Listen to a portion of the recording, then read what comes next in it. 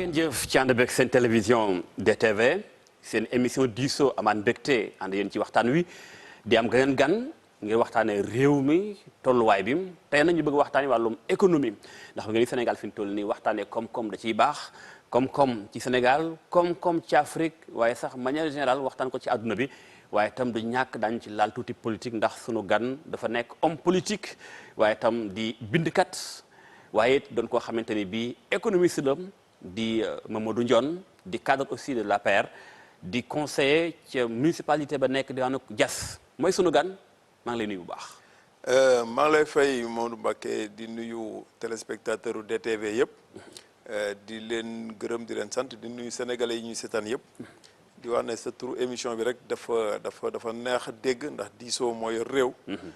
di beral loxo aussi ci nuyoo bi sama waa dëkk di waa Diass ak waa département Mbour yëpp. di wax rek ne diisoo daal am na solo. am na solo voilà ñu war a diisoo ni ma ko waxee sàng ci réew mi ak tolluwaay ni nga ko wax tam yaa ngi doon bindkat gis naa fii yoo xam ne yaa ngi ko mujj a bind bokk na ci ni nouvelle trajectoire du Sénégal wala sax nga ni ou la défense de la vision du président Macky Sall ba ci des tamit gis na fi nga ni livre blanc sur le pétrole et le gaz au Sénégal d'abord bu ñu waxee pétrole ak gaz ak wax défense mbirum vision président Macky Sall yaa ngi wax kon ak Sénégal économiste bi Mamadou Ndione bu doon jàngat 5 ans presque 6 ans président Macky Sall au pouvoir ba doon def bilan économiquement parlant nooy natte Sénégal tolluwaay bi est-ce que ay avancement yi doon xaar am na wala ba léegi ñu ngi ci yoon bi dem ay jéego rawat na ñetti at jàpp ñeent bi ñu lancé plan Sénégal émergent ak léegi. waaw question boobu sa war naa ki trop tontu ndax xam nga Sénégal tàmbalewul ci président Macky Sall. Avant 1960 colonisateur bee fi nekkoon. kon jàpp nañ ne yoruñu woon sunu réew 1960 président Senghor ñëw góorgóorlu ci waar wi def li ko war teewul en 1970 choc pétrolier ñëw wane ne Sénégal yoon bi mu jaaroon baaxul ndax yoon bi ñu jaaroon yoonu consommation la du woon yoonu production ngi dawal ba ci biir plan d'ajustement structurel am milieu année 80 dem année 90 dévaluation ñëw président Wade ñëw bay waaram aussi gannaaw président Abdou Diouf li ma jàpp man mooy président Macky Sall bi mu ñëwee dafa créer une nouvelle trajectoire beneen yoon boo xamante ne xëj na ci plan Sénégal émergent la ko tuddee waaye li ci ëpp solo mooy koom-koomu dëkk bi ci juróomi at yi jàpp naa ne dox na jéego yu am solo boo ko nattee ci taux de croissance xam ne moom la ñuy njëkkee xayma avancement dëkk ñaari at yu mujj yi ñu ngi am dépassé nañ 6,5% ci taux de croissance boo koy wax nag xëj na ñu bëri xamuñu taux de croissance mooy lan. lan mooy taux de croissance ndax booy xool ñu bëri xëy na xamuñu ko doon naanu laa ay chiffres la yoo xam état moo koy joxe lan mooy dëgg-dëgg taux de croissance ci am réew lan lay signifier. waaw taux de croissance ci réew maanaam dañuy xayma entreprise yëpp. xayma wàlle état xayma wàlle ménage yi lan mooy yokku ca lañ doon def maanaam ci gàttal dañ naan tailleur bi jënd yére.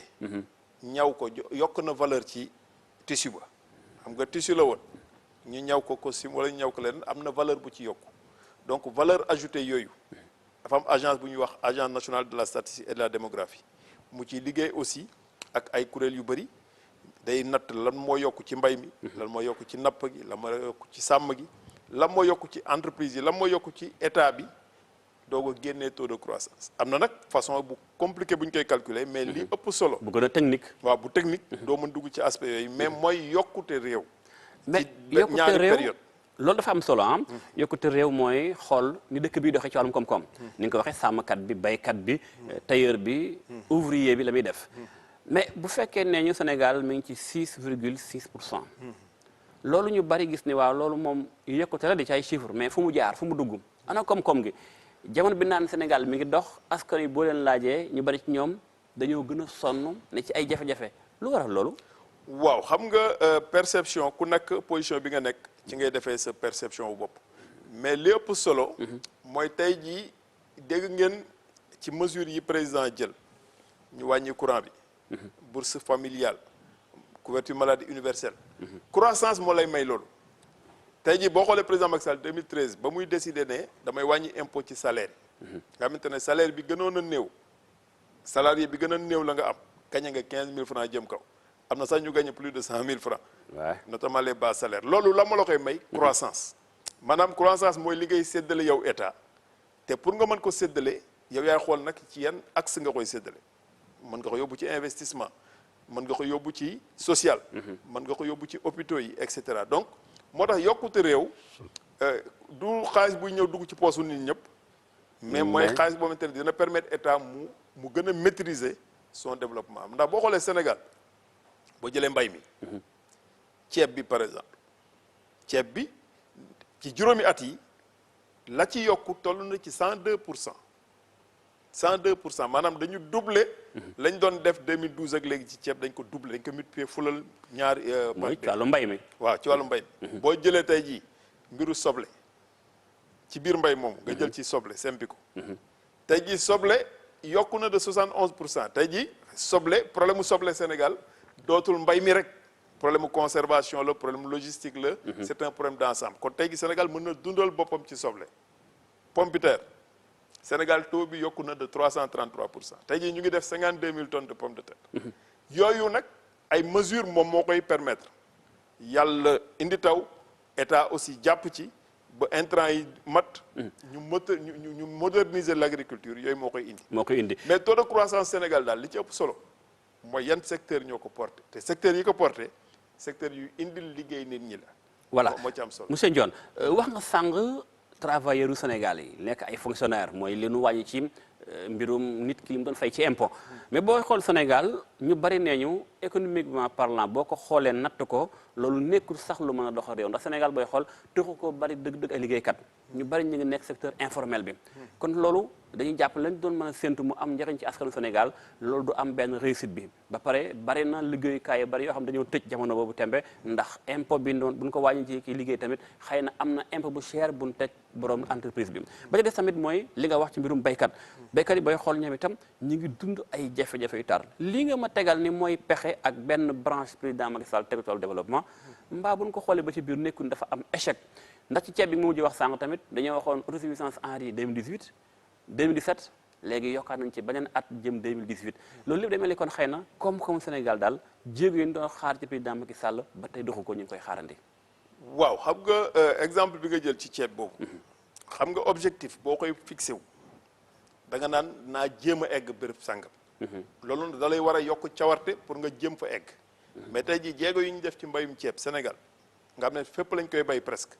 jéego yooyu am na solo trop te objectif bi fin 2017 la nañu xool après campagne 2017 la lay joxe mais li ëpp solo mooy ñu ngi tendre vers cet objectif là mesure bi nga wax sànq ci salaire yi xam nga en économie ci luy koom-koom dafa am lu ñu tuddee des effets d'entraînement xam nga waaj a gagné 15 000 francs ci salaire am wala mu waaj a gagné 50 000 francs ci salaire am boobu xaalis boobu da koy lekk dina ci réparer gi télévision bi paanoon dina ci jënd yëre dina ci investir dina ci xaalis boobu dina law ba ci secteur informel boobu ngay wax te gis nga Sénégal li nit ñi war a xam mooy que ne mesures yi état di jël mu ngi mel ni état ñëw defar tali ci benn dëkk tali boobu day booster l'économie maanaam day tax ba nit ñi gën a dem beeg dikk bi gën a gaaw nit ñi gën a gagner ci seen productivité et cetera moo tax ba lépp nag mënoo ko yenn état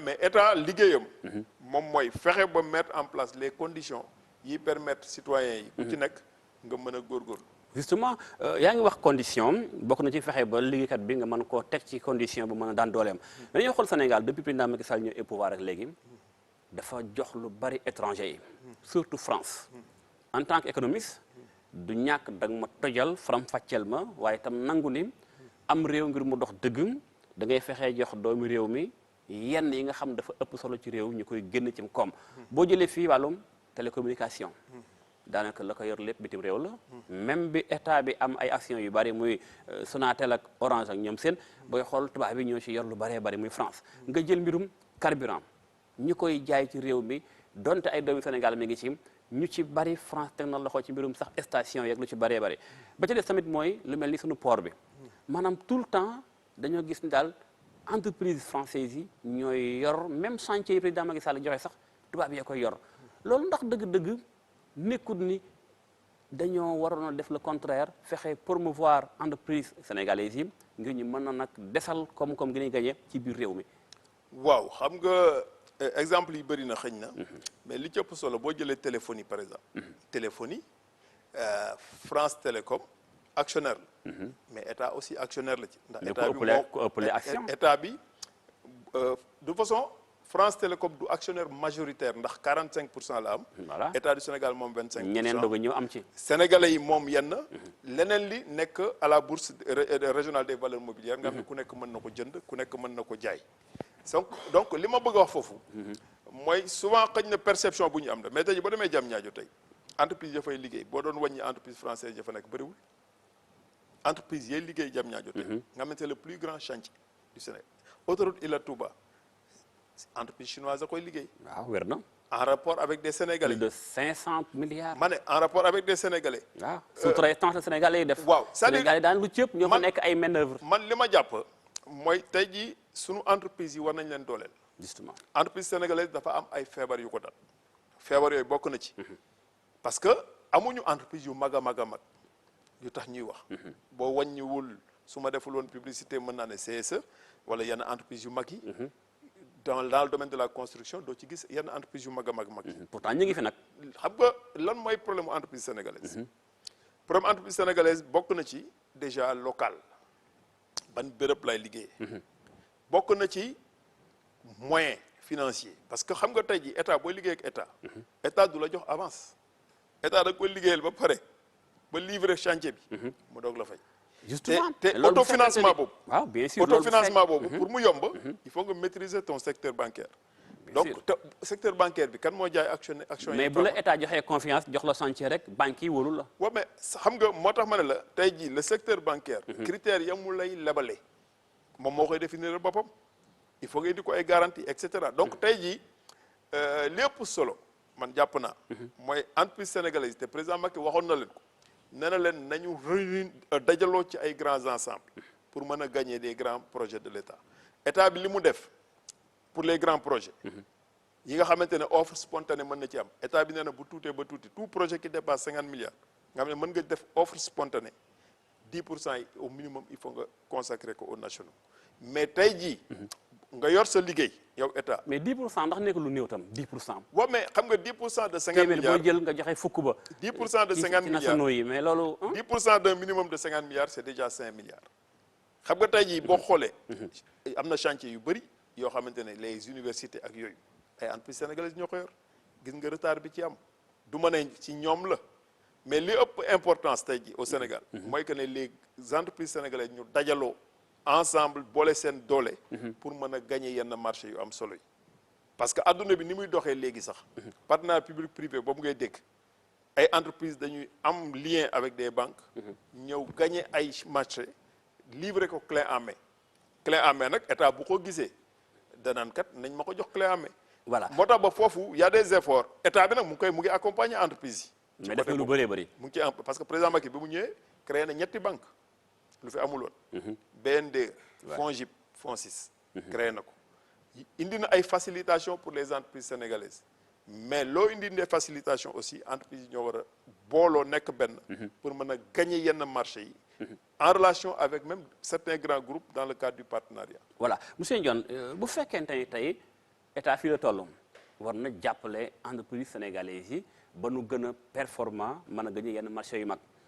bu fekkee lu bari ci ay marché yu mag yi état bi joxe mi ngi koy joxe nekk bitim réew mbat loolu moo tax taux de croissance bi ñuy wax naan 6,6% la cay génn ci am koom-koom yépp gars yi dañ koy jël yóbbu ko seen ay réew loolu moo tax ba chiffres yi mi ngi fi naam waaye Sénégal ci fii mën ñu koo sentir ndax li ngeen di wooyee taux de croissance bi mi ngi ci loxol ñu nekk bitim réew ci ñun lu nu am du fanaan Sénégal mi ngi seen i compte nekk bitim réew. waaw li ci ëpp mu ngi ci réew mi xam nga.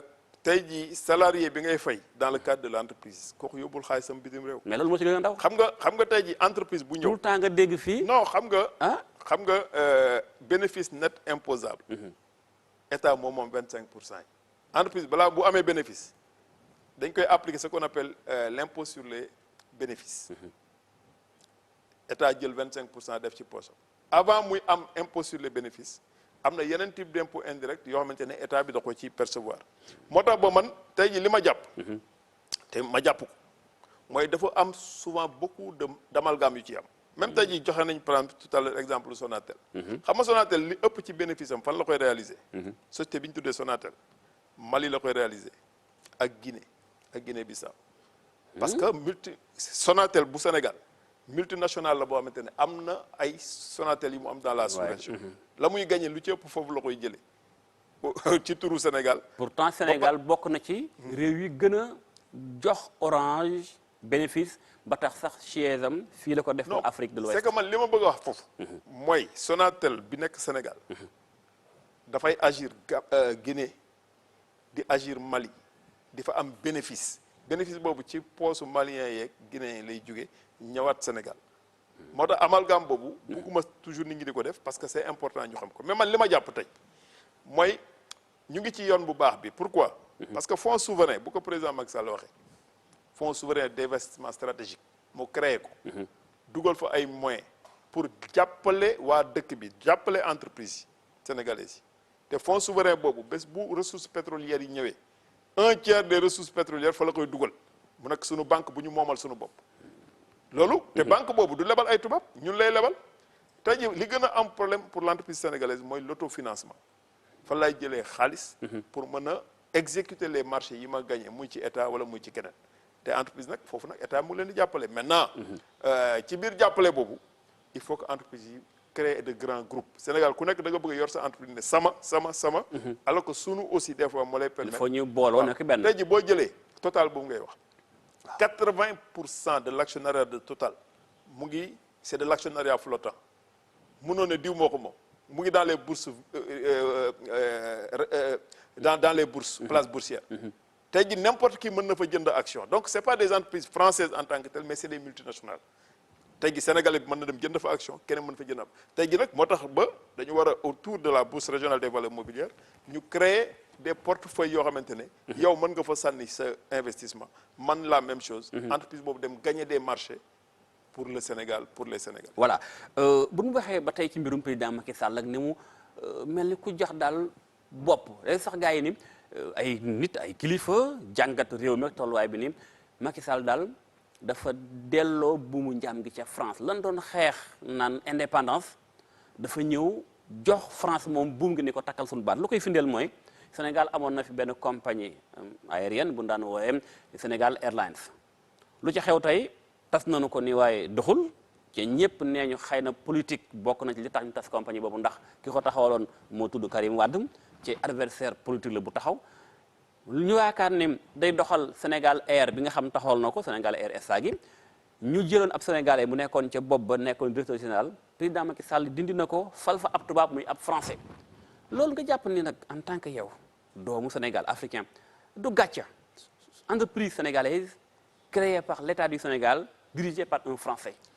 waaw man déjà fi may njëkk a rectifier mooy avant Sénégal Airlines Air Sénégal SA moo amoon Air Sénégal International bi nga xamante ne Royal Air Maroc la àndaloon dans les années 2000 mu daanu mu tas la ko daaneel xam ngeen ko parce que partenariat ba moo baaxul woon ñu créé Sénégal Airlines justement vers 2009 Sénégal Airlines dafa amul woon benn avion bu mu moomal boppam danaan louer ay avion pour liggéey benn avion fowukaay sax amu ko woon da doon louer ay avion pour liggéey mais ma nga doon doxal doxalul ndax ba muy daanu bàyyi na fi boru 65 milliards Sénégal Airlines bañ koy créer ñoom régime bi fi nekkoon dafa am nit ñu bind ne ñoom ay actionnaire lañ Sénégal Airlines bi suñu régime bi ñëwee ba ñu laajee ñooñu ne musuñu jënd ay action dañu porté la woon ay action comme ça donc nébuleuse la woon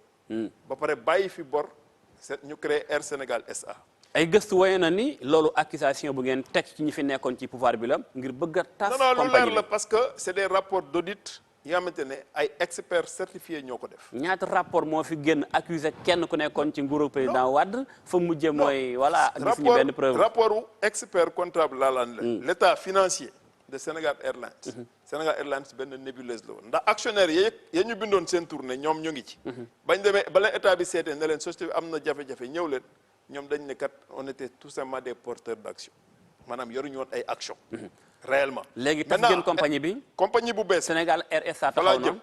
compagnie bu bees boobu bañ ko soseeg léegi Sénégal déjà dina jënd 2 avions war na am un plan d'investissement. waa compagnie boobu ki ko doon diriger monsieur Sow bi ko doon diriger. nga ne moom moo nekkoon DG bi. dañ ko defal promotion def ko président conseil d'administration ndax conseil d'administration bi directeur u caisse de dépôt et consignation moo ko yoroon. caisse de dépôt et consignation bu Sénégal. moo nekkoon l'actionnaire majoritaire de la nouvelle société. waaw ñu jël directeur ba defal ko promotion def ko président conseil d'administration. dàquñu ko dañ ko defal promotion mu nekk président conseil d'administration. poste vacant bi mooy poste DG. waaw moo des. tubaab biñ ko jox xaw ma ko mais li ma jàpp li ma ci jot a xam. mooy il a été le directeur du développement de Airbus en France. Airbus pour man sax directeur développement wu Airbus bu demee ba wàccee boppam pour ñëw jël une direction comme ça. loolu déjà lu important la parce que xam nga lu tax. parce que en matière de transport aérien da nga war am carnet d'adresse bu lay permettre nga lijjanti yu bëri. mais tam nga jub.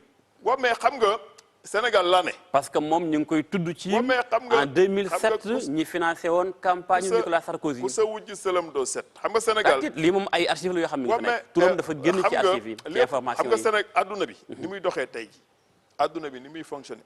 tuumaal nit dafa yomb. social bi dafa yomb mais tam na fekk du nekk du am trace. xam nga les faits sont sacrés le commentaire est libre. xam nga accuser nit ak am preuve ci nit wute na. man défendre ma kenn. mais li ma jàpp mooy. est-ce que waa jañu teg foofu. son profil répond à l'ambition de faire de Sénégal Air Sénégal SA une compagnie de dimension internationale. ndax amul benn Sénégalais tamit bu am compétence mën a yëkkati Air Sénégal SA. xam nga tey jii boo demee tey jii am na Sénégalais yuy diriger des multinationales. boo demee le numéro 2 de Total bi nga tudd sànq. Ablaye Nguer.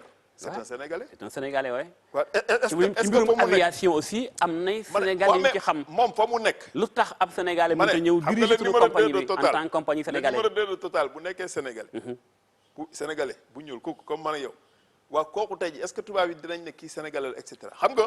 mais diriger wul mais actionnaire la kooku day liggéey business la.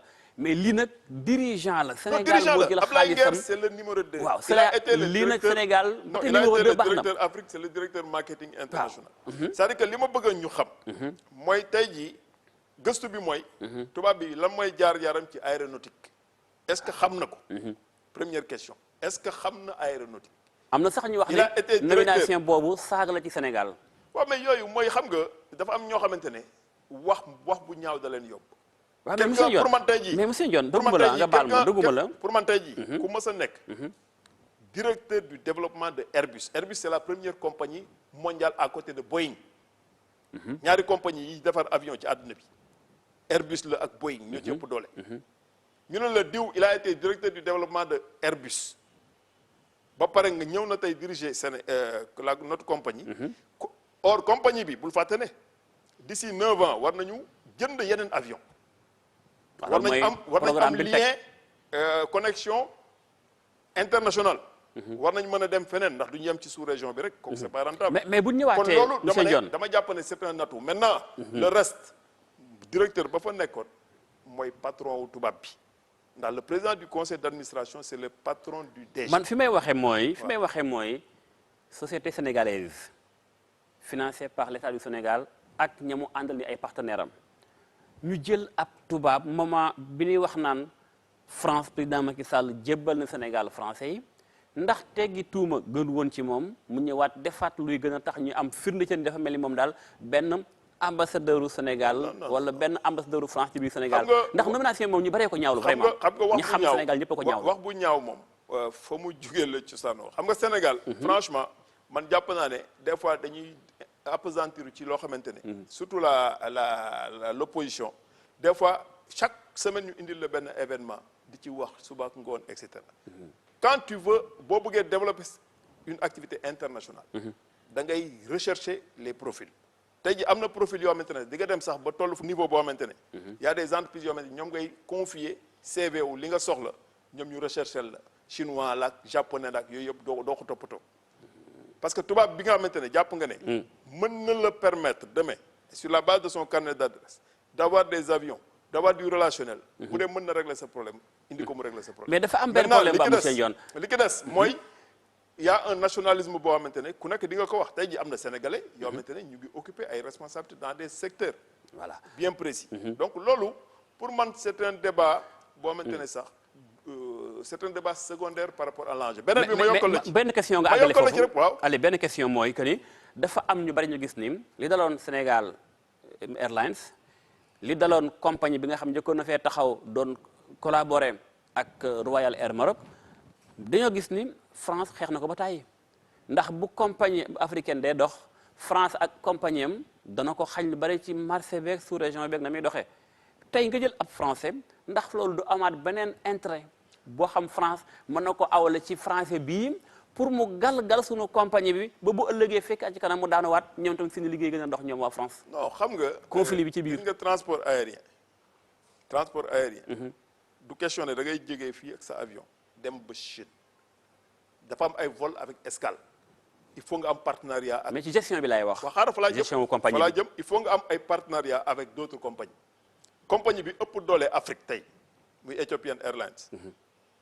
bu jëlee ay nit da leen di yóbbu Addis Abeba à partir de Addis yeneen compagnie ñoo lay jël ñii yóbbu la Chine ñii yóbbu la Dubaï ñii yóbbu la feneen. waaw loolu benn aspect vol par éclatement boobu moo tax partenariat mënul ñàkk tey jii créé nga société. def nga ci 40 milliards c'est la société Air Sénégal SA mais du yem foofu il faut nga am nouer ay partenariat après mën nga tàmbale avec des vols ndax 2 avions yi ñuy jël nii. vol sous-régional la ñuy def. ci sous-région bi la ñuy yem. man maa ngi wax ci conflit d'intérêt bi nga xamante ni bii français bi mën na ko am digganteem ak France pour xeex Sénégal. conflit d'intérêt mënu ci am parce que français boobu ngay wax suba mën na liggéey ak chinois suba mën na liggéey ak turc suba mën na liggéey ak ku nekk c'est-à-dire que tey jii sur le plan international. am na niveau boobu ne boo fa tolloo sa compétence moo lay may nga liggéey fu la neex. tey jii boo demee Dubaï am na tubaab yoo xamante ne ñu ngi c'est des employés de grandes sociétés à Dubaï ñuy liggéeyal Dubaï. donc yooyu pour man c'est secondaire l'essentiel mooy li tax nga tànn diw yow yaay xam raison yi tax te souvent man li ma jàpp li ma rafet njort bi ma ci am mooy que ne am na niveau bi il a été directeur de Airbus directeur du développement de Airbus te directeur de développement mooy lan mooy koo xamante ne compagnie bi buy développé wu yow yaa koy suivre te Airbus tey jii franchement avion buy daw ci àdduna bi nag bu dul Airbus Boeing la wala yooyu donc moo tax ma ne kooku c'est un atout boo xamante ne Sénégal mooy xool nu mu koy exploiter. mais li ëpp importance mooy que ne erreur yi daloon Air Sénégal SA Airlines dal Sénégal Airlines ak Air Sénégal International. erreur yooyu mën na ñàkk ci bii parce que tout simplement je pense que. am nañu ñaari avion ne ñoo ko moomal suñu bopp. te Sénégal Airlines da daan loué ay avions. voilà coow lee bëri rek mais da daan loué ay avions. voilà bii jënd nañu ñaari avions yoo xamante ne le 7 décembre bu ñuy lancé l'aéroport Blaise Diagne 2 avions yi ñooy koy tàmbali incha allah. monsieur Ndione ci beneen aspect da nga bind livre muy livre blanc sur le pétrole et le gaz au Sénégal fekk y a de cela quelques mois am na benn kilifa ci Sénégal nga xam ko muy Ousmane Sonko génne livre indi ay mbóot yu bari ci gestion pétrole au Sénégal ak gaz bi la ngeen ci def ci ay loxoor yu waa pouvoir livre blanc bi xanaa daa ñëw pour tontu parce que loolu sax xam nee nga en réponse à l'opposition manipulatrice. loolu moo tax a jóg livre bi tontu opposition bi kese. waaw livre bi dañ ko bind déjà pour citoyens yi comprendre. lan mooy pétrole ak gaz ak li ci gars yi wax. ndax li ci gars yi wax lu ci bëri li xale yi di wax taw yi gars yi dañ taw yi. li ci bëri li mais am na lu am avant taw yi di ñëw. waaw mais moi ci laa jëm parce que man dama tënk ne. coow pétrole boo ko doon résumé tey Sénégal mën nga ko résumé ci 5 à 6 points majeurs. Sénégal. contrat pétrole et gaz yi mu am yan façon contrat la c'est des contrats de recherche et de partage de production maanaam yow société bu mag bi yaa am moyen kaay seet soo gisul nga perte soo gisee ñu séddoo contrat yooyu président Macky Sall fekk na ci 11 contrats yoo xamante ne mu ngi fii woon bokk na ci contrat yi nga xamante ne moom lañ doon gën a sikk muy contrat wu Kayar offshore Saint-Louis offshore yi ak Kayar offshore kon première question compagnie bu mënti ñëw contrat yëpp a nduroo presque c'est des contrats types yoo xamante ne ay experts sénégalais ñoo ci xalaat. ndax depuis 98 avec le nouveau code pétrolier dañu ne contrat de recherche et de partage la ñuy favoriser. kaay xool dugalal say moyens boo gisee ñu seddoo boo gisul nga perte première chose. compagnie boobu bu commencé liggéey bu commencé seet est-ce que war na fay impôt waaw wala déet. loolu problème bu mag la Sénégal. problème la boo xam ne article 48. bu code pétrolier boo ko joxoon élève bu primaire mu firil la ko. article 48 bi nee na booy seet période de recherche et de développement. doo fay impôt. doo fay impôt. gis nga Mamadou. compagnie yooyu bu ñu jëloon sax seen oto ñëw jënd carburant fii oto boobu nekk ci biir liggéey ba ñuy liggéey TVA ba ñu fay ci carburant bi sax da nga la ko war a rembourser l'article 48 est très clair. beneen bi mooy. waa ji bu commencé gis fekk moom dooleem mooy génnee siwo pétrole mu gis ne lii dootul siwo pétrole ay teeni pétrole la man aw moom moyen yu ma permettre loolu mais man maa ko gis. est-ce que am na droit woo ñeneen ñu wàllu si ko jàppale ko ci liggéey boobu. moom dafa jaay. article 56 may na ko sañ-sañ boobu gis nga. mais am na ay alinéa aussi am na ay alinéa yoo xam seeni bi moo. ma ne. article 56 boobu ma lay wax nii. waa ji nga tudd sànq te du ma tudd turam ndax new fi. Ousmane Sonko. waa jooju livre am. lire ko ba mu jeex doo gis fu mu reprendre l'article 56. te article 56 boobu mooy cheval de bataille am amul fenn fu mu reprendre article 56. de A à Z. parce que bu ko reprendre woon Sénégalais yi xam ne dañuy taawi rek. article 56 moom maye ne bu dee dem nga ba ci biir yow compagnie bi nga seet ba gis dara.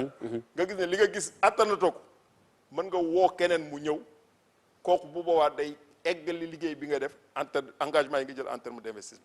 beneen question bi mooy ñun lan lañ ciy gagné. je pense que téléspectateurs yi ñuy seetaan. waaw li leen yitteel. liñ ciy gagné mooy lan la ñuy gagné ci pétrole bi. pétrole bi li nga ciy gagné mooy lan. contrat yi président Macky Sall réglé. bu tuutee ba tuuti bu pétrole beeg gaz bi commencé ball la Sénégal dina ci am déjà 10% au Petrosen moom c'est réglé. parce que Petrosen day bokk. Sénégal dina ci am entre 35 ak 52% du produit brut. bu tuutee ba tuuti. ba pare société boobu bu commencé ba exploiter ba amortir investissement dañ koy appliquer l'impôt sur les sociétés day fay impôt bu boobaa ndax commencé na produire 25% de l'IS l'impôt sur les sociétés da nga koy fay boo jëlee 25% yi jël 35 minimum pour cent ba mën a dem ba 52% du produit brut ak 10% yi Petrosen amoon démontré naa ci livre bi ne di nga dem ba egg 75% des produits de ton pétrole experts yi nee nañu pétrole bi ak gaz bi mën na indil Sénégal entre 5 000 ak 10 000 milliards par an tey gi sunu budget 3 000 et quelques milliards la. waaw bés bu ñu amee entre 5 000 ak 10 000 milliards par an nan la ñuy utiliser xaalis boobu muy dernière question bi président Macky Sall réglé. à travers la loi d'orientation bi mu am mu ngi koy préparer pour que ne xaalis bu ñu am ci pétrole bi dinañ jël benn pàcc bi dugal ko ci fonctionnement état. état recruter enseignant def lu ko neex beneen bi ñu def ko ci investissement. et troisième partie bi nag mooy régler problème bi nga wax bi ñu doon wax sànq. ci entreprise yi day dem ci fonds souverain bi. voilà investissement stratégique mais monsieur Ndione pour mën a permettre. bala ngay àgg foofu nag mu mën a régler affaire yi. bala ngay àgg foofu dafa am foo war a jaar léeg-léeg ma tooñ ba préserver li nga am ba pare.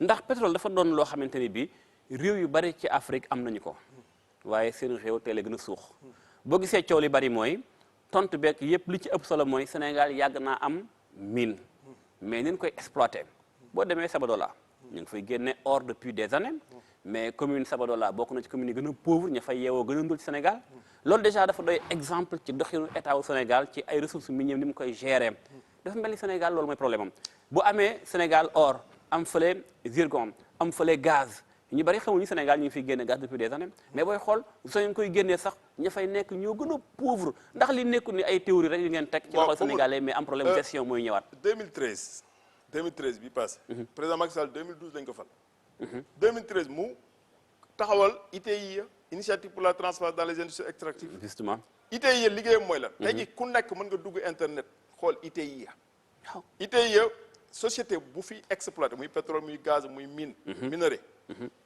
da ngay publier ñaata nga jox état publier ñaata la jot ñu comparé ko comme ça xaalis bi moom mooy dina dugg fu mu war a dugg déjà loolu amul woon avant président Macky di ñëw. ndax ba mu ñëwee ba tey. lan moo soppeeku boo duggee surtout ITIE tey compagnie yi fi am. concession muy minière wala pétrolière. ñu ngi publier lan la ñuy jox état ak lan la ci état confirmé ne jot na ko. xam nga loolu amul woon avant moo tax ma ne président Macky li muy liggéey c'est pour les générations futures gis nga pétrole bi surtout gazu Saint-Louis offshore bi. kañ lay commencé génn 2021 président Macky tey bu defee 2 mandats 2024 le deuxième mandat am di jeex kon buy fekkee exploitation pétrole boobu. ñaari at lay doon wala ñaari at ak ñetti at wala ñaari at ak genn wàll. mais teewul verrouillé na système bi ba ëllëg régime bu mënti ñëw di nga respecter la loi d'orientation bi répartir pétrole beeg gaz. ma daaneel ci lenn dama koy faral di jox souvent exemple ñi may waxtaanal dafa am alal bu bëri buy ñëw Sénégal mais est-ce que préparé wu nañu. pour éviter coow yi daal yenn dëkku Afrique. justement fala bëggoon ndax ñëw alal yooyu ba mu excès. dafa indi guerre ci dëkk yooyu. bari na trop ci Afrique dafa indi coow dafa indi ay sos dafa indi ay nit ñu bees yoo xamante ne dañuy ñëw di porter un combat. sous le couvert d'une certaine virginité politique. alors que ñooñu en réalité dañu doon xeex pour des multinationales yi nga xamante ne dañu duggul ci biir exploitation bi moo tax nañ def très attention pétrole beeg gaz bii. président Macky Sall mesures yi mu ci jël ça traverse les générations et que lan la ñu ciy gagné. mën nañu permettre très rapidement ñu atteindre l'émergence avant terme nga xamante ne du ñu egg sax 2035 pour egg fa. damay faral di tooñ léeg-léeg man leen bu dee Qatar dafa jënd Paris Saint-Germain dafa fekk Qatar am pétrole ak gaz. ba pare gérer ko. ma ne c'est un luxe. ba pare gérer ko ak manière. waaw ma ne jël Paris Saint-Germain boobu luxe la cerise sur le gâteau la. balaa muy jël Paris Saint-Germain rek la na yoonam yeeg route yeeg. affaire yooyu Sénégal demain avant pétrole gaz di ñëw ndax plan Sénégal émergent bañ koy def. la variable pétrole gaz sax dañ ko neutraliser waxuñu ci mais teewul avant pétrole gaz di ñëw. président Macky Sall mu ngi defar ay ndox ay forage ci àll bi. mu ngi defar ay pistes rurales indi na bourse sécurité familiale indi na couverture maladie universelle. waaw yooyu moom monsieur Ndione yooyu moom vraiment nag état ku ko jox la ay moyens nga defal dara askan wi mënut a ñàkk. ma ne avant fal la ci état jox la tous les moyens. moo tax ma ne la avant pétrole ak gaz di ñëw. on est sur la bonne voie. pétrole ak gaz bi day gën a accélérer. yoon boobu ñu jëloon. voilà moo tax c'est important. voilà maintenant nañu fexe rek ba. ñu ciy wax d'un point de vue scientifique. l'article 722 du code général des impôts dafa leeral ne phase de recherche ak de partage et d'exploitation. doo fay impôt. voilà loolu moom ba ñii di wax ci affaire wu impôt yooyu. man dama jàpp ne ils sont de mauvaise foi. voilà dem ci beneen wàll ci beneen livre ah ku njëkkanteeg temps bi monsieur Ndione fii tam da nga bind bu livre beneen bu yàggul nouvelle trajectoire du Sénégal ou la défense de la vision du président Macky Sall dafa mel yow tout le temps say livre daal day défendre xeex tontu riposter lu waral système boobu. waaw bii juróom-ñetti livre laa bind. yu mujj yi moo ci ay livre de riposte. waaw mais yu jëkk yi. bind naa benn téere boo xamante ne avant ñuy falu la bien avant. livre bi titre bi c'était un autre Sénégal est possible les pistes de la souveraineté économique et sociale. ba ma koy bind xaw ma ndax président Macky Sall mooy falu. ba ma koy bind aussi dama ko bind en tant que patriote. la ma bindoon ci téere boobu. un autre Sénégal est possible les pistes de la souveraineté économique et sociale. loolu laa gis président Macky Sall di doxal. moo tax ba. su ma gisee ñuy xajamal affaire bi ma défendre ko défendre mo président Macky en tant que tel je défends le Sénégal. xam nga lu tax dafa mel ni da ngay défendre président Macky Sall personnellement. xam nga lu tax ma ne je défends le Sénégal. parce que yoon bi mu teg Sénégal dama jàpp ne yoon bu baax la. ba ci yoonu APE. mais APE mooy la accord de partenariat économique. APE Sénégal rek la concerné. xam nga Sénégal léeg-léeg dañuy jël coow loo xamante ne. du suñu coow ñun rek. ni mu amee coow Sénégal. la amee coow yeneen réew ñu ko xam ñoo ko seex ndax réew yu bari ne ñu accord yooyu bu ko Sénégal signé wala bu ko Afrique signé mooy rey na ko ba faaw. xam nga accord de partenariat économique. pour li ñu concerné ñun waa CEDEAO. dañu jëm vers le renouvellement des accords de Lomé. ñu am accord de partenariat boo xamante ne waxtaan nañ ci lu yàgg mais egsee gu ñu woon. accord boobu avant ñu ciy egsi dëkk bu ñuy wax Côte d'Ivoire.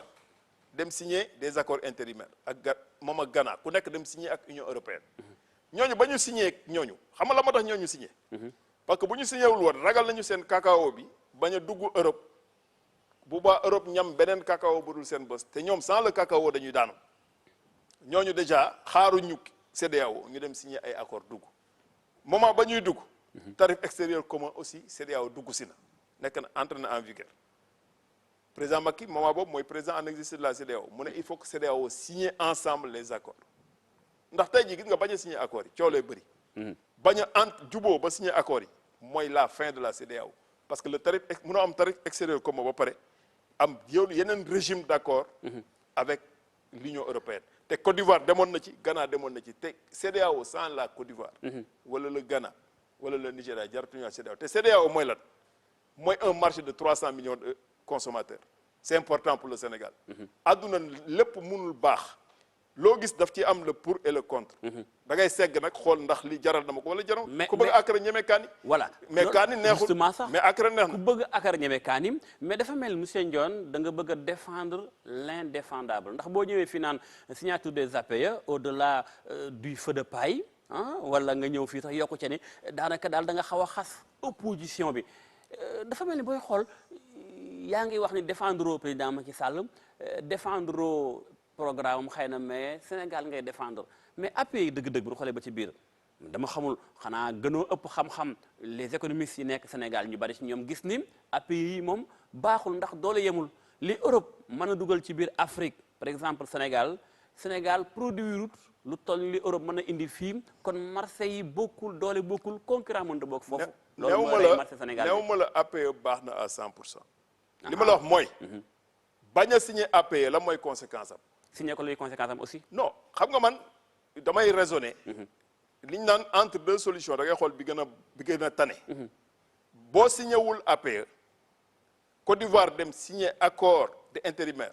Ghana dem signé accord intérimaire. lu muy tekki day tekki ni le tarif extérieur commun bi nga am au niveau de la CEDEAO ça tombe à l'eau bu tarif extérieur commun tombé à l'eau c'est la fin de la CEDEAO parce que effort yi ñu defoon yëpp pour am union économique de 300 millions de consommateurs day daanu est-ce que tey gi Sénégal intérêt entreprise sénégalaise yi fi nekk du ma joxe tur am na ñuy yëngu ci mbiru gaz avant gaz bi ñëw Sénégal mu ngi exporter gaz dans la sous-région ay bouteilles de gaz bonbonnes de gaz yi ñu ngi exporter dans beaucoup de secteurs waa tey ji bu accord amul bu CEDEAO tasaaroo est-ce que lan moo ciy intérêt Sénégal Sénégal day perte te ñàkk signé accord ñàkk signé APE yi ndax Sénégal dafa am appareil de production am na ñu bëri li ñu xamul am na dëkk yoo xamante ne du ma tudd tur au niveau de la CEDEAO am na ki dëkk yoo xam ne amaguñu appareil de production ñooñu c'est des consommateurs nets de la CEDEAO produit boo defaree Sénégal mu nekk produit du cru boo koy yóbbu Sierra Leone doo fay taxe maanaam di nga mën a concurrencer produit ba jógee à l'extérieur bi nga xamante ne tarif extérieur comme moo koy bloqué le pour et le contre. mais man li ma jaaxal am na ci lu baaxul. li ma mënta nangu man mooy mais doone ma àggal sama question nga tontuwaale ma li ma mënta nangu man mooy signé accord APE yi bañ ko signé mooy tas CEDEAO foo teg loolu fi ma ko teg mooy CEDEAO dafa signé dafa d'accord ci tarif extérieur commun maanaam produit bu jóge bitim réew tarif bi laa koy appliqué produit bu ma defar biir CEDEAO bañ tuddee ko produit du cru wala ñu gis ne am na tant de pourcent en termes de notion de valeur d'origine produit boobu day circuler librement CEDEAO du fay taxe mais lu jógee bitim réew ñàkk naa ko ak tarif extérieur commun loolu mooy accordu CEDEAO moom moo consolidé CEDEAO waa léegi tey jii bu demee ba yenn dëkku CEDEAO ci ponkal yi yolleeku di signé ak Europe des accords intérimaires parce que bu ñu ko deful du ñu jaay seen cacao te bu ñu jaayul seen cacao seen dëkk tas parce que manipulation France la du question manipulation parce que xam nga le problème adduna da ngay am lu ñu tuddee réalisme Côte d'Ivoire boo ne ko téyel sa cacao en attendant ñu négocier ay accord Côte d'Ivoire du la xaar Ghana du la xaar ci loolu c'est-à-dire que xam nga loo gis moo tax dafa yomb trop nag nit nekk dans l'opposition di sànni xeer ci lu romb nga wax non lii moom ay experts ñoo ci wax ay experts mais il y a des experts qui ont demandé de signer yu bari itam nit non APE yi baax waaw mais xam nga experts yi toujours les experts ku nekk da ngay joxe sa xalaat man APE yi am na ci loo xam ne neexuma mais li ci ëpp importance au nom du principe de sauvegarde de la CEDEAO dañu war a discuter signer ces accords tout en préservant yenn aspects yi même mais li ëpp importance mooy ñi la naan la bu ñu signer accords yi ñooñu tey jii duñ la jox une solution alternative voilà ñu laf mbirum APE dem ci leneen lu laal Europe ak Afrique ca mooy mbirum franc CFA d'abord coow li bari na fi mu toll nii nit ñaa ngi lakk xaalis franc CFA ñi di ko xot di ko sànni ndax nañu franc CFA daal lu rey Afrique moo ko rey lu nu créé depuis 1945 Sénégal ak yow yu bari yu mel ni moom topp ci ginnaaw France rek ba France mi nga xam moo ñu joxoon ba ñu wax ne am nañ indépendance ba tey mënu gën a am indépendance ci en tant que monnaie yow d'abord en tant qu'économiste noo gisee APE non franc CFA dañ cee war a génn wala dañoo war a wéyal franc CFA ci lu gàtt diggante waaw franc CFA déjà CEDEAO ak Union africaine am na agenda pour dem vers la monnaie unique africaine kon jàpp nañ ne tôt ou tard Afrique war na am monnaie boppam mais kañ lu fa laa jëm xam nga tey boo jëlee kaw CEDEAO 8 dëkk ñoo bokk ci union économique union monétaire waaw bi leen may ñu bokk ci français 8 pays waaye yeneen juróom-ñaar yi sur les 15 là 8 sur 15 yeneen juróom-ñaar yi est-ce que ñoom ñoo bokk monnaie kenn ci ñoom bokkul ak sa morom monnaie kon monnaie yi mais baaxee na ci bopp tam français fa fay dox donte bokkuñu mais vrai français fa la xam nga li tax mu fay dox parce que monnaie boo koy tabb créé ñaar moo tax est-ce que question yi ngay njëkk a régler mooy est-ce que dinaa mën a jox sama économie monnaie yi mu soxla ñaareel bi est-ce que sama monnaie dina convertible maanaam dinaa mën a fexe ba sama commerce ak l'extérieur ñu mën ko nangu moom bañ a nekk lu ñu tuddee monnaie de singe mais loolu tey jii franc CFA am na inconvénient yu ci am avantage yi ci am mooy fixité wu taux de convertibilité bi nga xamante ne mën nga ñoo xamante ne franc CFA c'est 656 euros ouais du changer pour le moment donc ñëpp jàpp nañ ne loolu taux fixe la mais boo génnee ki taux fixe taux variable ngay am est-ce que tey jii dëkk war nga nangu yow sa monnaie léeg-léeg mu yéeg léeg-léeg mu wàcc léeg-léeg mu yéeg léeg-léeg mu wàcc fluctuation bu ëpp boobu mën na métti ci zone franc moo tax man li ma jàpp loolu mooy problème franc CFA li ma jàpp tey ndax franc CFA monsieur Dione nekkul ni Afrique mooy contrôlé Sénégal yoonam nekku ci France mooy xool bu ko neexee mu dévaluer bu ko neexee daal mu xool lu ko neex même boo xoolee sax France ak la mu bokk muy Union européenne seen euro nanu ko yéegale rey bu baax franc CFA bi benn euro rek doon 655 franc CFA mais loolu c'est un débat économique parce que moo tax ma teg la ma posé la question c'est un débat très technique xam nga boo si bon sénégalais bu kii mën na defee ne lii la wala la mais monnaie liy fixé parité wu monnaie mooy le marché financier or le marché financier ña fay intervenir yow tey ji boo soxlaa dollar c'est parce que yaa ngi bëgg a jënd lu jógee États-Unis américain bi ne la dollar nga may fay waaw ngay lijjanti dollar dollar yooyu foo koy demee bureau de change boo ñëwee fële côté aéroport am na ñoo xamante ne c'est des clandos gars booy jaay à gauche à droite donc il y a un marché financier xaalis dañ koy jënd dañ koy jaay marché financier boobu nag mooy tax ba taux de change bi day varier trop déggoo ma ne la franc CFA bu doon am na avantage fixité taux bi avantage la parce que dina la permettre nga am une perspective. lan mooy inconvénient bi. inconvénient yi bëri na. voilà bokk na ci inconvénient yi ñu bëri ñu ngi koy ñaxtu te je pense que même les chefs d'État africains aussi. mooy réserve yi nekk Banque de France comment les utiliser. ñaata milliards sax la. waaw 13 000 milliards la. 13 000 milliards pour les deux zones. mais pour la zone. mooy Afrique rek. pour la zone UEMOA c'est 7 000 et quelques milliards. Okay. Mais réserve yooyu. mooy garantir aussi la convertibilité du franc parce que devise mooy garantir. mooy garantir au niveau de la banque des banques centrales.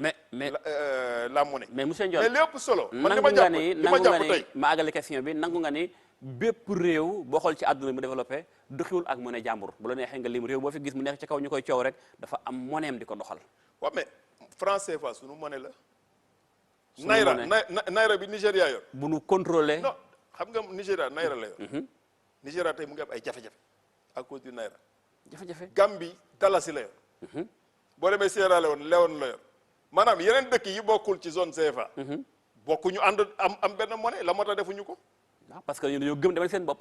mais non mais monnaie yooyu dañ ci am jafe yow tey jii boo génnoon Nouakchott nga dese ay ouguiya ci sa poche bi lonku nga parce que nga jox ko naar buy dellu Nouakchott mais ouguiya boobu amatul la njëriñ. waaw mais seen réew am na stabilité seen monnaie am na stabilité ñu koy jeexal seen bopp. parce que tey jii man mii boo demoon Nouakchott. koñ boo jàdd naar yaa ngi fay jaay di wut devise. boo leen joxee franc CFA ñu jël parce que xam nañu bu ñu demee wecceeku ko euro. Yaya Jammeh avant muy daanu ba mu ne transport sénégalais da ngeen may fay dama yokk tarif yi lu mu ci teg doole ma fay dalasi CFA ngeen may fay. am na wala amul. kon soxla woon na CFA bi ndax CFA bi devise la pour moom. parce que da koy convertir en euro am devise bu ñu tuddee euro. mu convertir euro bi en dollar am devise bi nga xamante ne foo dem ci àdduna bi. boo ko yoree mën nga ko jaay. muy del dollar mais li ndax nekku ni fii la tubaab yi mooy maanaam France fii la téye Afrique ak franc CFA bi. di leen xocc di jéem a xeex di xeex waa Mauritanie ak seen ouguiya di xeex ñeneen ak ñeneen. c'est pas la France. c'est du France. li ci am solo mooy c'est le système financier international moo mel noonu. tey dafa am ñoo xamante ne. dañuy wut devise. pour def spéculation. maanaam entre deux taux de change ñu am ci bénéfice. ñooñu ñoo jaxase le marché financier ñooy tax ba le taux day yéeg di wàcc te ñooñu loolu mooy seen métier boo demee aéroport ni bureau de change officiel amee noonu la amee ñeneen ñoo xamante ne bu ñii di gàmmu ñii di raas dem ñu jaay fi et cetera donc moo tax ba man li ma jàpp mooy même ñi ciy wax nii ñu ci bëri dañ ciy wax pour siiw xëj na wala pour ngandul et cetera mais y a un agenda CEDEAO de sortie du franc CFA te agenda boobu nag mënoo tëb génn ci comme ça parce que tey jii boo ne damay bokk ak dëkk monnaie dafa am lu ñu tuddee des critères de convergence maanaam il faut que ñu bokk yenn aspect de la politique économique tey jii génn ci CFA pour am une monnaie sénégalaise baaxul génn ci CFA mais ñu am benn monnaie génn ci CFA pour am monnaie boo xam ne monnaie Sénégal rek la mais monnaie commune peut-être monnaie commune boobu nag pour nga dem ci dafa am ni ay critères de convergence yooyu dëkk yi nga ko séqal dañ di waxtaan di juboo ci politique monétaire politique économique ku nekk renoncer un peu de ta souveraineté pour ñu mën a boole loolu moo tax mu compliqué moo tax agenda CEDEAO bi sax li mu njëkk a wax mooy ñi bokkul CFA ñi bokkul zone CFA borom cette monnaie yooyu nekk CEDEAO jëm leen créer une monnaie intermédiaire boo leen bokk après ñu dem vers la convergence vers 2020 2025 mais nga jàpp ne ndax dina yomb ndax ku ne xam na ne France moom ñi fi nekkoon sax di ay chef d'État doon xeex ngir Afrique moom boppam am dëgg-dëgg indépendance fexeel nañ leen far seen bakkan ndax jàpp nga ni en tant qu'économiste intérêt France ci franc CFA bi tey est-ce que gëm nga ni Afrique dana mës a am monnaie commune bi muy wër depuis lors waaw man du ma wax France en tant que tel man damay raisonner de manière globale tey jii monnaie unique africaine mooy chance u Afrique te il faut ñu dem ci mais doo ci demu yàkkamti ba mu indil la conséquence bi gën a bon loolu conséquence bi gën a bon loolu ndax am na dëkk yu génnoon zone CFA mais bañ ci génnee aussi taxul ñu dem pourquoi demuñu loolu aussi c'est des aspects qu'il faut analyser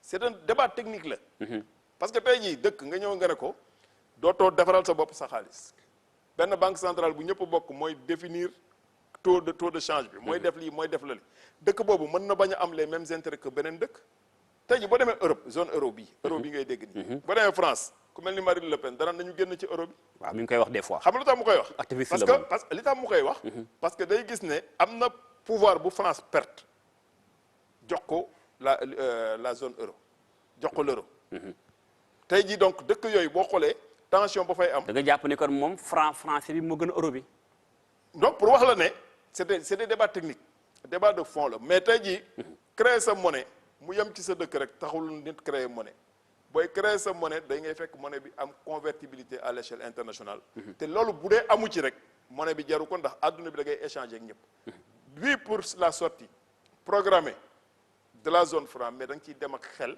fexe ba convergence économique yi permettre ñu dem vers ça ñu dem ci maîtriser ko li ki des nag débat populiste la ñëw taal billet xaalis waaw justement délit la l'article 411 du code pénal da ko tere moo tax ma koy wax les jeunes sénégalais qui me regardent benn mag daf ne naan kaani fajul mar ñëw di géree lu taal benn billet nii et cetera mais c'est effet d'annonce la rek mais li ëpp importance mooy y a un agenda qui est là pesons sur les gouvernements discutons na ki techniciens yi joxe seen xalaat ñu dem vers la convergence monétaire mais tant que aussi egguñu fa liquidation yëpp affaire u taal billet mais ndax nekkul ni taal billet franc CFA bi dañ ko def mu doon benn acte symbolique ndax tam boo xeex benn mbir awul ci yoon il faut waxee xeex tam nga utiliser ay armes non conventionnelles ku ne xam na ni taal billet moom ñoom ñu ko def sax xam nañu ko booy xool léegi sax ci Facebook beeg daanaka WhatsApp bi nit ñaa ngi taal ay billets ñi di ko dagg di ko ciseauter di ko sànni di ko foto wax ni xeex nañu franc CFA mais ndax nekkul ni dëgg-dëgg tey sa président tey bi ñëpp bokk muy président Macky Sall di sa njiitu parti APR bi nga bokk dafa mel ni moom mooy ci franc CFA bi dafa mel ni ci la nekk donte naataangoom Idriss Déby moom bañ na Idriss Déby moom nee na dañoo war a génn li nga xam mooy ci franc CFA bi. franc CFA ne nga sax 1945 lañ ko sos. yàgg na trop président Macky Sall 51 la judd. kon franc CFA moom ak président Macky Sall. mais war na am ay idée war a xeex en tant que damay bañ ku judd avant après indépendance. damay bañ toujours ñuy personnaliser les débats. c'est pas un problème. xam nga mosuma gis njiitu réew ci àdduna bi. bu wax ne sama monnaie baaxul. njiitu réew ci àdduna bi ñëw ne publiquement sama monnaie baaxul non. waaw mais war nga ci xalaat. non mais le président xam nga lu mu wax. xam nga la mooy vision président Macky Sall. nee na les experts africains. ñi xam ne te seen xam-xam ci loolu la màcc. nañu gën a creuser waxtaan bi génneel le pour et le contre. ndax décision. bu amul effet secondaire amul. même garab gi ngay naan comprimé bi ngay naan. mënta ñàkk da lay fajal li indil la beneen jàngoro. mais moo ya bari. moo tax ba décision bi experts yi xalaat nañ ci ñu ngi ciy gën a xalaat. et y a un agenda. donc jarul buuxante. jarul ngandul parce que CEDEAO ci boppam ak Union africaine ñoo ne il faut qu'on aille vers la monnaie unique africaine wax nañ ko balaa coow li di am. maintenant comment nan la ñuy dem ba egg fa. dafa am yoon booy jaar parce que doo dem vers l'aventure aussi dëkk doo ko yor. sur un coup de tête parce que benn waaye taal na fa les billets 5000. et puis waajoo njëkk a taal billet 5000. passeport français lay voyager pourquoi taalul passeport franco togolais la. bien sûr. la am moo tax taalul passeport français mu dem taal. mais xeexul France mais français fa bi lay xeex. am na lu mu yor lu tax France bu dee dafa bëgg a génne lépp luy France ci moom. na renoncer ci nationalité am ñu dellu ñëw nekk africain comme ñun fi ñu xeex bi mais mu garder passeport français am ci poche am taal billet 5000. c'est pas logique man li ma jàpp mooy dañuy populiser certains débats man jàpp naa ne tey africain yëpp ay patriotes la loolu laa gëm. africain bu bëggul Afrique amul. maintenant nooy demee vers ces sujets complexes nga aborder ko trouver la bonne solution. loolu aussi il faut que ñu jiital ko en toute chose. voilà lii mooy firndeel ni kon fi Afrique toll ak France rawatina Afrique de l'Ouest ba tey dëgg-dëgg indépendance bi ñu doon wax amuñu ko indépendance bi daal ñu ngi koy wax nii rek waaye au fond koo xam se ni bi indépendance économique amuloo ko amuloo indépendance sax ci wàllum njàng kàllaama doxaloo sa bopp. kañ la Sénégal Afrique di génn fii mu nekk monsieur Ndione dernière question. waaw xam nga indépendance mooy li ma tuddee souveraineté économique et sociale ñun fa lañ jëm. boo defaree ay forage ci àll bi defar ay piste rurale booy defar loo xamante ne sa waa dëkk dañ ciy jàpp liggéey booy defar ay tali tous les projets structurants du président Macky Sall c'est des projets yu mu adossé au plan Sénégal émergent.